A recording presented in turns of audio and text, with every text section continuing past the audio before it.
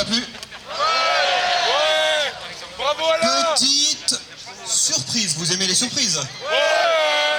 Vous n'avez pas l'air d'aimer les surprises, vous aimez les surprises? Annonce express de Florian Philippot.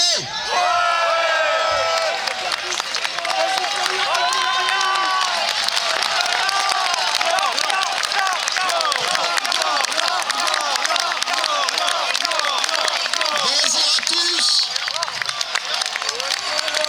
Je reviendrai tout à l'heure vous parler, mais j'ai effectivement une annonce surprise. Ce matin, quelqu'une m'a demandé de lire pour vous un texte. C'est Marion Maréchal.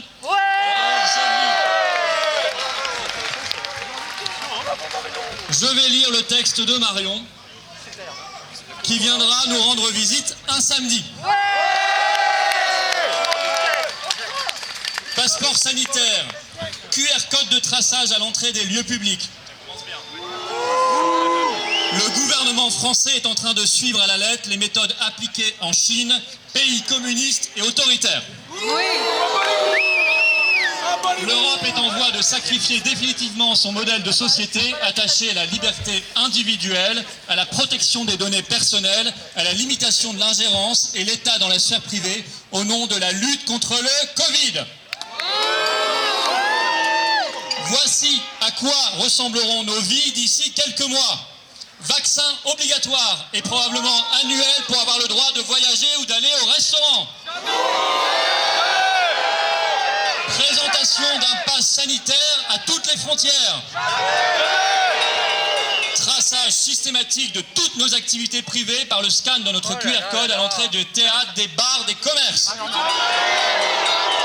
Permanence du port obligatoire du masque dans les transports en commun et les avions. Contrôle par vidéo du port du masque dans le métro. Sur ce dernier point, un premier pas vient d'être franchi par l'adoption d'un décret permettant d'évaluer le taux de port de masque dans les rames. Mais aussi, bien sûr, confinement, couvre-feu, restrictions de circulation réguliers au gré de l'apparition de variants. Et qu'importe qu'il n'y ait pas de consensus scientifique sur l'efficacité réelle du couvre-feu ou du confinement. Il n'y a qu'un pas avant que ne soit autorisée la reconnaissance faciale dans les lieux publics en vue d'identifier et de sanctionner le non-port du masque ou de tracer et informer les cas contacts. Je prends date avec vous, c'est donc Marion qui parle. Je prends date avec vous, mais je suis d'accord, sur le fait que cette proposition émergera sous peu dans le débat public. Chaque fois, il sera expliqué que ces atteintes à nos libertés sont pour notre bien. L'on reprochera aux sceptiques ou aux récalcitrants leur égoïsme. On en appellera à la générosité et au civisme des citoyens.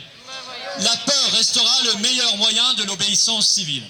Certains se résignent en espérant que toutes ces contraintes soient temporaires, prenant leur mal en patience. Ils se trompent.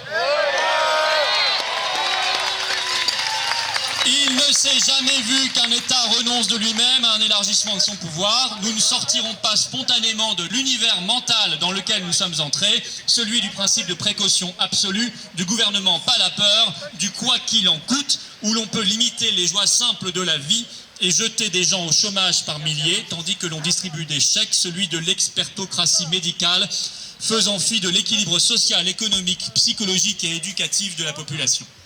L'on nous enjoint de supporter tout cela dans l'attente de la généralisation du vaccin. Mais peut-on espérer un effet baguette magique alors que les certitudes manquent quant à son efficacité sur les variants futurs, la durée de son efficacité ou la contagiosité des vaccinés? Cette stratégie ne peut être efficace qu'en complément d'une politique de traitement curatif et préventif et une augmentation durable de nos capacités hospitalières. Cela devrait commencer par l'arrêt de la fermeture des lits.